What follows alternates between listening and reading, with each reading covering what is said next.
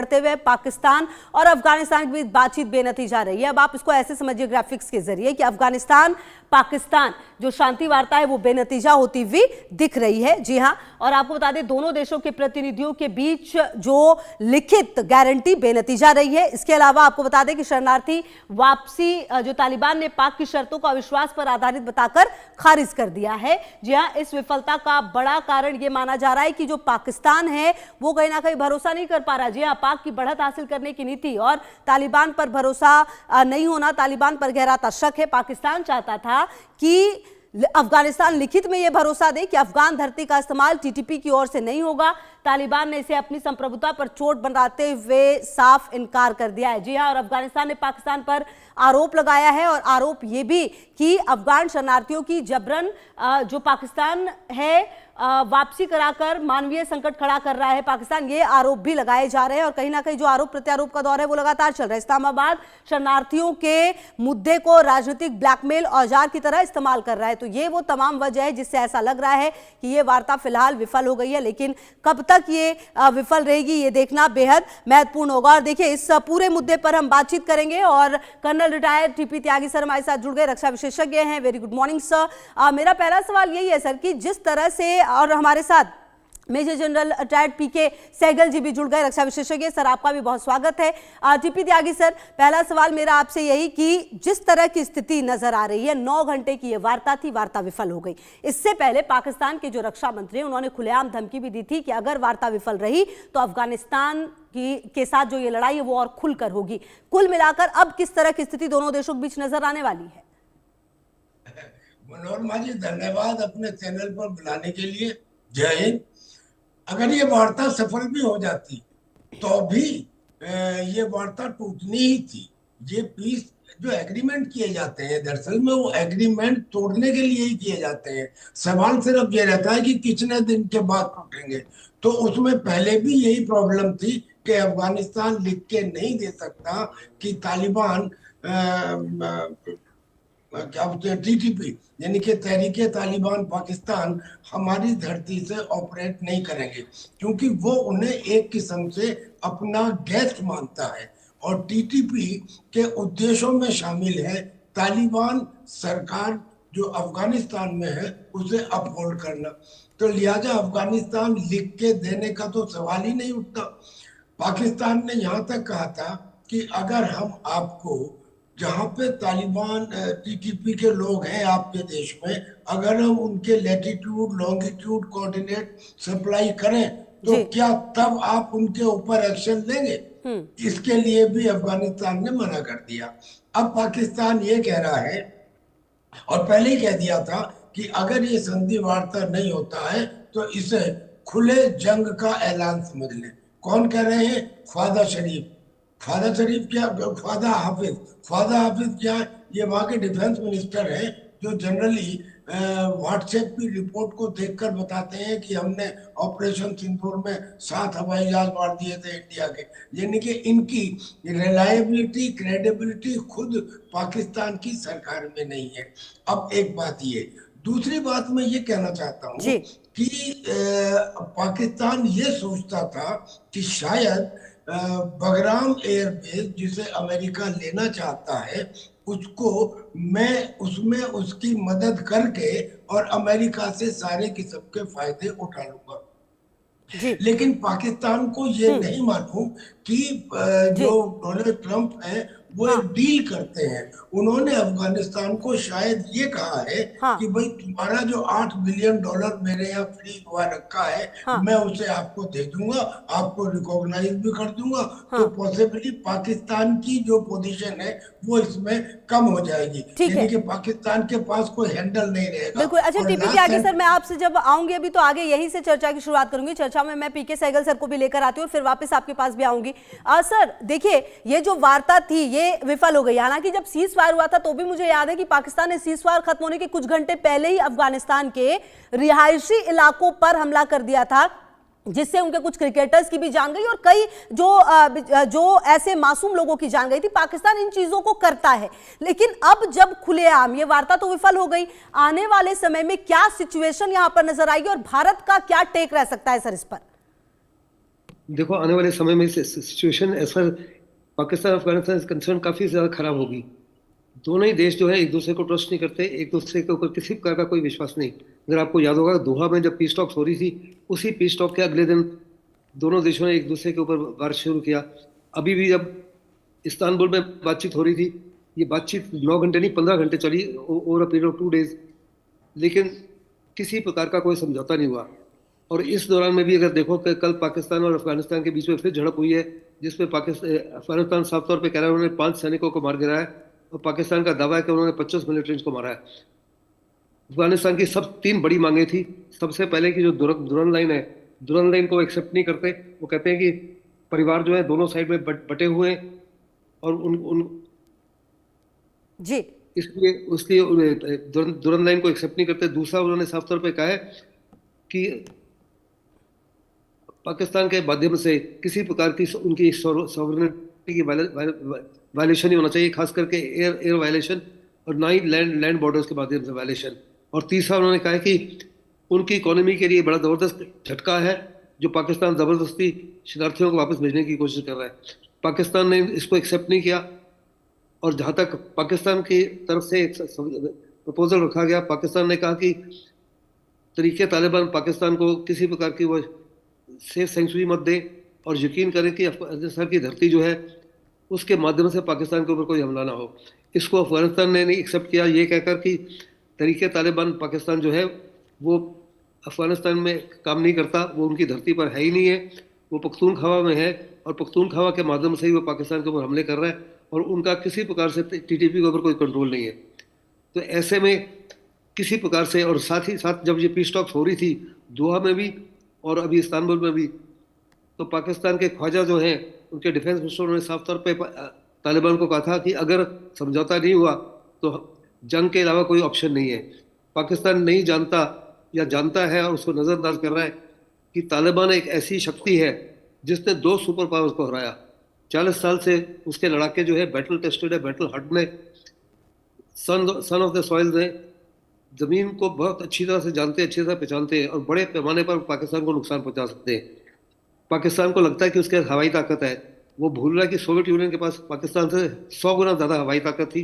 और जहाँ तक अमेरिका नेटो का ताल्लुक है, उनके पास टेक्नोलॉजी थी, उनके पास सर्वेलेंस थी, रिकॉनेसेंस कैपेबिलिटी, हवाई ताकत बहुत ज़्यादा थी। उसके बावजूद भी जीत किसकी हुई? तालिबान की। और पाकिस्तान के लिए बहुत ही ज़बरदस्त भूल होगा।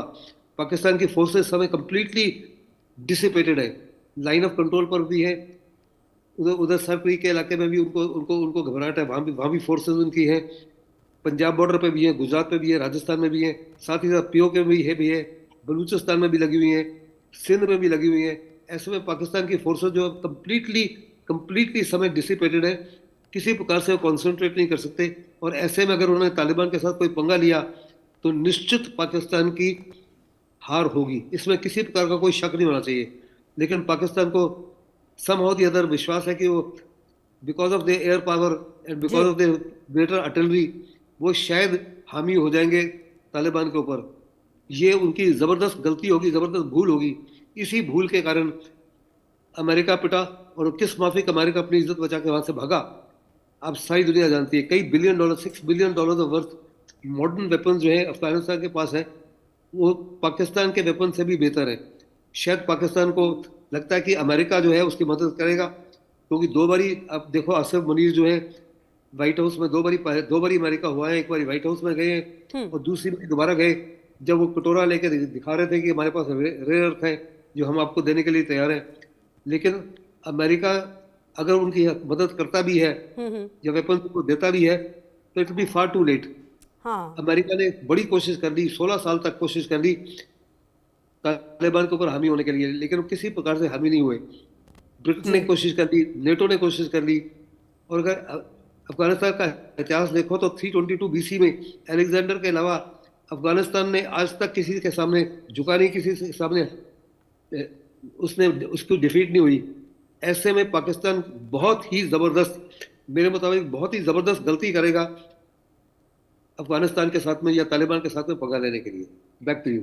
बिल्कुल। और सर सही बात है कि कहीं ना कहीं अब देखना ये है, टीपी त्यागी सर देखिए, अब सवाल तो ये है कि जिस तरह की अगर हम अफगानिस्तान की और पाकिस्तान की बात करें तो कहीं ना कहीं पाकिस्तान मजबूत नजर आता है, खास करके अगर हम हवाई क्षेत्र को देखें तो। ऐसे में आने वाले समय में जो भारत है, क्या वो खुलकर अफगानिस्तान की मदद कर सकता है? क्योंकि जिस तरीके से यहाँ पर उनके विदेश मंत्री आए, बातचीत हुई, उसके बाद क्या टेक भारत का रह सकता है? और पाकिस्तान कहीं ना कहीं उसके सर्कमस्टेंसेस भी पिछले कुछ समय में कई देशों के साथ बदले, चाहे वो बांग्लादेश हो या फिर अमेरिका हो, और अफगानिस्तान के साथ भी हो। जो अफगानिस्तान वो कहता है कि 40 सालों तक हमने अफगानिस्तान को देखा रखा, अब उसी के साथ ये लड़ाई चल रही है। तो कहीं ना कहीं अब क्या तस्वीरें सामने आ सकती हैं?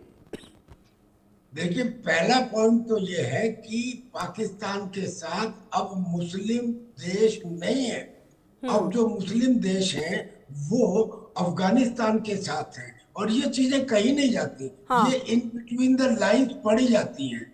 जो 17 अक्टूबर को दोहा में समझौता पीस टॉक्स हुई पाकिस्तान और अफगानिस्तान के बीच में, उसमें डुरंड लाइन का, बॉर्डर लाइन का जिक्र था। मगर 23 अक्टूबर को उसी समझौते में से वो हटा दिया गया। हटा दिया गया, इसका मतलब क्या हुआ? अगर अफगानिस्तान डुरंड लाइन को नहीं मानता, पाकिस्तान मानता है, यानी मुस्लिम वर्ल्ड ने अफगानिस्तान की बात को मान लिया और उसे हटा दिया। उसके हटाने का रिजल्ट क्या होगा? अफगानिस्तान में करीब 22% पश्तून है, पाकिस्तान में भी करीब 20% पश्तून है, कराची में भी है, बलूचिस्तान में भी है, खैबर पख्तूनख्वा में भी है, लाहौर में भी है, कुल मिला के 20% है।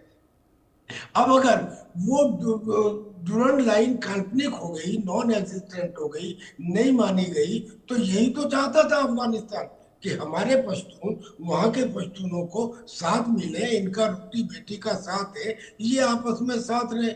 तो पहली बात तो ये कि अफगानिस्तान की बात को दोहा में यानी कि कतर ने ही पूरा कर दिया है।